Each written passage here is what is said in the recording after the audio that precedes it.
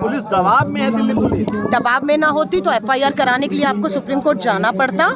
दबाव में ना होती तो क्या अभी तक ब्रजभूषण भाजपा के सांसद गिरफ्तार ना हो गए होते? दबाव में ना होते तो पूछताछ हो रही होती। दबाव में ना होते तो नाबालिग बेटी ने जो आरोप लगाए हैं पोक्सो में एफआईआर है, जेल में होता। ये आरोप अब हर राज्य की सरकार पर लगाएगी। आपकी कांग्रेस की भी कई राज्यों में सरकार है, वहाँ भी मामलों को मिक्स मत करिए। मीडिया जुडिशरी को इंडिपेंडेंट मानिए। मैं फिर आपसे कह रही हूँ, राजस्थान हो, छत्तीसगढ़ हो, वहाँ का अपनी पुलिस, अपनी सरकार है।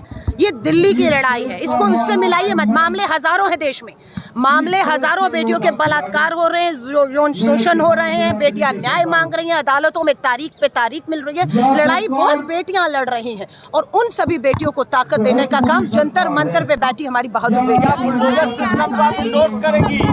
बुलडोजर सिस्टम, गोली मारने वाले जो विपक्षी पार्टियां रोटियां सेक रही हैं, 2024 मजबूत करने की। देखिए मेरी बात सुनिए, जब देश के प्रधानमंत्री लाल किले की प्राचीर से बेटी बचाओ का नारा देते हैं तो हमने नहीं कहा आप राजनीति कर रहे हैं, हम सिर्फ आपको वो नारा याद दिलाते हैं और न्याय की उम्मीद करते हैं। और आप हमें उस नारे की याद दिलाना, न्याय की उम्मीद करने को राजनीति कहेंगे तो देश को इस राजनीति की सख्त जरूरत है, क्योंकि बेटियों की इज्जत दांव पर आ गई है। न्याय को इंडोर्स कर रही है, जैसे बुलडोजर ब्रजभूषण पर इतने मुकदमे हैं लेकिन बीजेपी को कोई चिंता नहीं, ना बेटियों की और ना ही सांसद जो आपराधिक मामलों में उनका इतिहास रहा है। देखिए जितने भी आपराधिक हैं वो बचने के लिए भाजपा में है। उनको पता जब तक वो सत्ता के साथ हैं, सत्ता उनको संरक्षण देगी। नारा बेटी बचाने का था और आ गए हैं अपराधी बचाओ। आप कुलदीप सिंह सेंगर विधायक, नाबालिग बेटी के बलात्कार के आरोप, हरियाणा के एक बाबा पैरोल पर बार में आते हैं, है ना।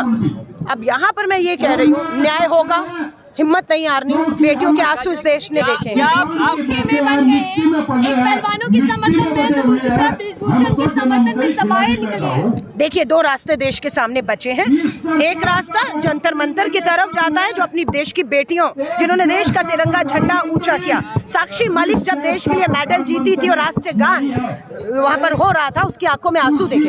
अब दो रास्ते देश के सामने, मैं पूरे देश के लोगों से अपील करना चाहूंगी, सबके पास दो रास्ते हैं। पहला रास्ता जंतर मंतर इन बहादुर बेटियों के पास आपको लेकर जाता है, दूसरा रास्ता आपको 40 मुकदमों के साथ आपराधिक छवि वाले जिन पे गंभीर यौन उत्पीड़न के आरोप लगे हैं भाजपा सांसद ब्रजभूषण के साथ खड़ा होने का। तो मैंने रास्ता चुना है कि मैं जंतर मंतर इन बहादुर बेटियों के समर्थन में हूँ।